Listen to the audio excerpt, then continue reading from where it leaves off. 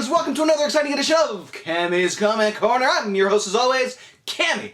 Now, it's a good week, it's a great week, it's an okay week. No, it's a fantastic week. Why? Because I found cocaine. No, because I got a good pick of the week. So let's get right into it on this program.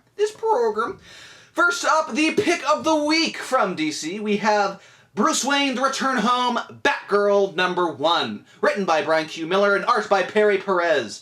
Now, again, my love of Batgirl continues to flourish, even if it is under an event banner. It's still Bryan Q. Miller at the helm, and because it's him as the writer, you know it's going to be a very fun story. We have Batgirl responding to a call at the Wayne Tech Research and Development Center. There's this guy who's obviously in a high-tech suit of some sort, taking out the guards. She's the first one on the scene. She starts going toe-to-toe with the guy. Realizes this guy has like a power of a Green Lantern ring, lasers, super speed, and can go invisible. Holy shit, she's fighting a Mazo. Or so she thinks. Barbara has to keep telling her, no, it's not a Mazo, despite what you might think. If it was a Mazo, you'd probably be dead by now. But this Casper, as they call him, gets away, and so now they have to discover what was his motives, what was stolen from the Research and Development Center, and, how can they track him down?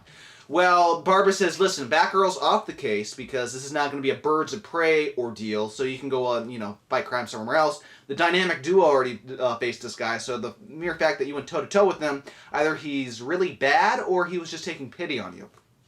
So she's kind of snuffed, and so she goes, okay, well, me and Proxy will figure out where this guy's location is, just based on what his suit's energy levels were like. And so she, finds his hideout, finds out he stole a Wayne Tech gun that can shoot through walls, and he's also circled on this map Crime Alley. So obviously there might be an assassination plot of some sort, and it doesn't help when all the Waynes are at this one foundation. She tries to get to Tim can't hear her, then she puts two and two together and says, okay, well, obviously, if he's doing by GPS, he needs to find somewhere, maybe internet maybe, finds him on this parking garage, goes toe-to-toe with him, except he reveals who he is.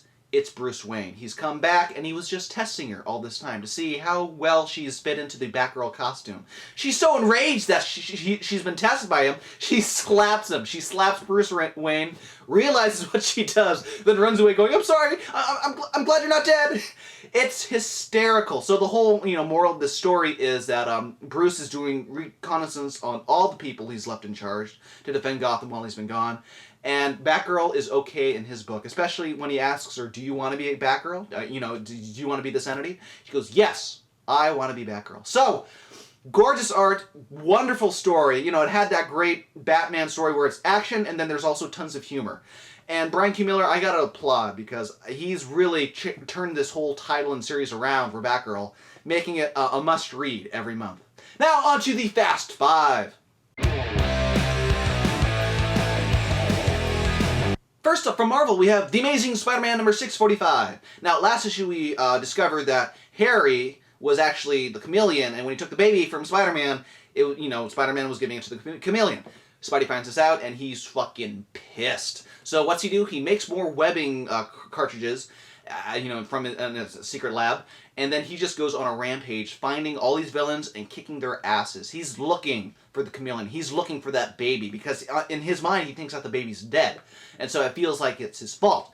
Well, he finds out from a certain group of villains that, no, actually, it's chameleons in the old, Craven's old house, his old digs, and he's the one he wants to talk to, not any of these guys. As soon as Doc Ock got the baby, supposedly, the reward was off the table. We find out that Doc Ock really wants his child because it has all the Goblin serum, and because of the serum, the purity of this serum, it can make him go from his encrusted old tech shell into his normal self again.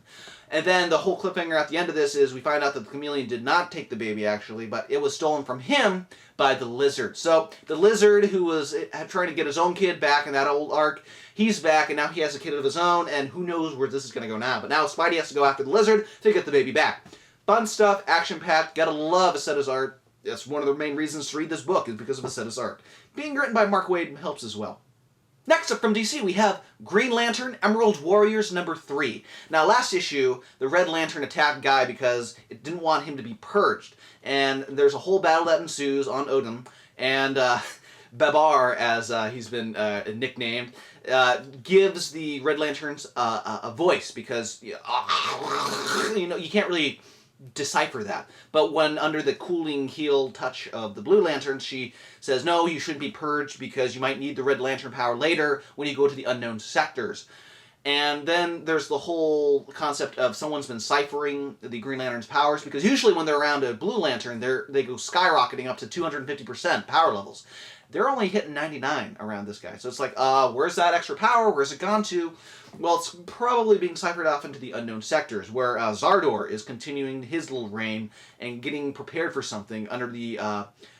you want to say he's a guardian, this long lost guardian who's been trying to get the totems of the different Green Lanterns. But anyway, they're working together. Now they go, okay, well, Player 4 has joined the party, so now they have a Red Lantern in their little crew as they go off to see if Sodom Yat is still alive. Well, he is. Apparently he fell out of the sun, and because he fell out of the sun, it went back to yellow. It's no longer red, so all the Daxamites lost their power. So now there's a little group, a small band of Daxamites who are after Sodom to, throw him back into the sun so they can get their powers back. And it's being led by his own dad. Good old family issues. But yes, this issue was a lot of fun. You got a lot of story, bang for your buck. And it's Peter J. Tomasi. He's writing the story. How can you go wrong? He's a good guy. He's a swell guy. Next up from Vertigo, we have the House of Mystery Annual #2. Now, I remember reviewing the first one when it came out last year, hence the annuals, and this one continues the great tradition of having a main story that's in the House of Mystery universe, and then it spills over into the Madame Xanadu universe, the iZombie universe, the Hellblazer universe, and you even got the creative team of Unwritten on this too. So it's all the Vertigo titles in this universe. Magic is loosely in all of them. So why not have some fun with it? You have this group of kids, these trick-or-treaters who decided to prank an old gypsy woman's house one year. She caught them in the act and cursed them to trick-or-treat for the rest of eternity in their costume. So you got a pirate, you got a devil. But the devil is always the one who wants to do tricks. Trick or treat, he wants the trick.